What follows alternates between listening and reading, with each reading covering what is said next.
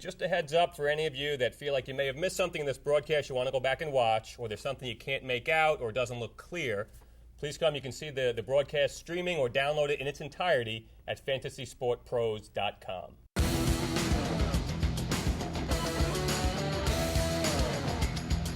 Welcome back to the 2006 Fantasy Football Champs Challenge. Just going to give you a couple of quick notes on the scoring so you can understand what kind of league we're in and see how it basically translates to the league that you're drafting.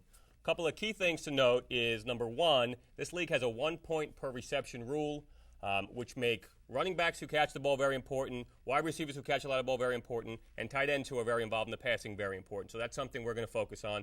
The other thing to note is the starting requirements. Number one, you start 2 runners and 3 wide receivers. You have a flex. You have the option of starting another running back, another receiver, or if the case may be for you, another tight end. Most people are going to start either 2 runners and 4 wide receivers or 3 runners and 3 wide receivers. So what we're going to look to do is wait on our quarterback, which we're going to talk about in a minute, a couple of our strategies, and we're going to load up on running backs, wide receivers, and if we can get one of the big tight ends, that's going to be a major bonus for us. For a complete list of the rules and all the other starting requirements of the league, you can come to ffchamps.com and look up the Champs Challenge, or you can certainly come to fantasysportpros.com and read anything you want about the league. And now we're going to go over a few key strategies that we're going to be looking to employ that you also can take to your draft to help dominate your league. First in strategy, most important, is our tiering strategy. Basically, all tiering is when we make our rankings, we tier players in blocks. So every tier of players will have somewhere between 5 and 10 players.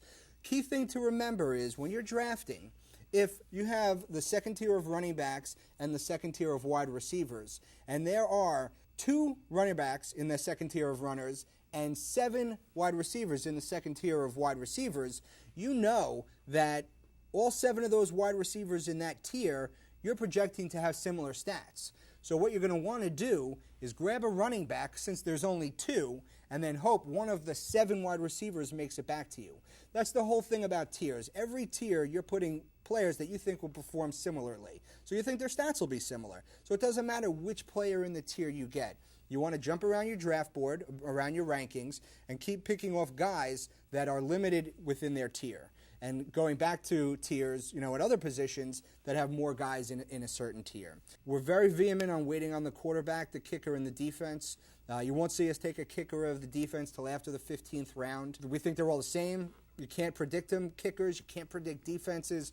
Who knows who's going to miss field goals? Who knows who's going to get the opportunity to kick them? So we just figure we'll take them last, and, they'll all be about the same.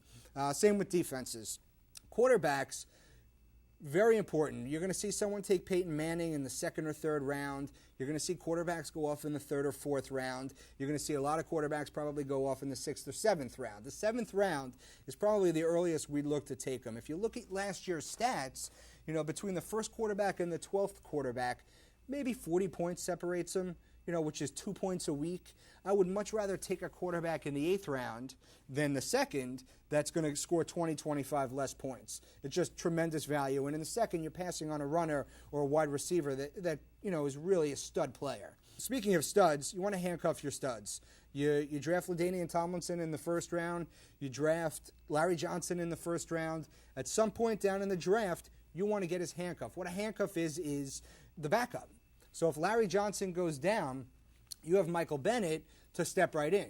Because if you have a good team and you have to go to the waiver wire, chances are you're not going to have the first pick, or you're not going to have enough bidding bucks in this case, and someone else is going to get him. Now you're out a runner, and your season, the wheels start to come off the car here. So handcuffing your stud players is very important, even if after you jump in there around too early, because you don't want someone else to grab him on you. A stud wide receiver theory, stud tight end theory. John mentioned the 1 point per reception. Those guys catch. So we think instead of all these guys are going to go running back heavy at the beginning, or a good majority of them, we like to get the stud receivers, because the stud receivers, they catch 100 passes. They're going to perform just like a stud running back. So why not grab them instead of a 2nd or 3rd tier running back, that may or not perform well.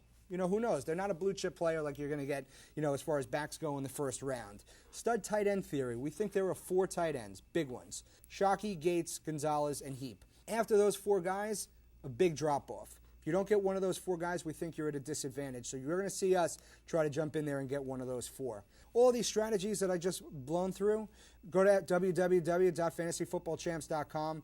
In depth on every strategy, plus a lot more. Some of the sleepers we're not going to get that we're targeting. You can see sleepers there, but most importantly, you can watch the draft. You can come to our site. You can see the strategies and go from there. So get ready, because when we come back, round 1 is going to get underway.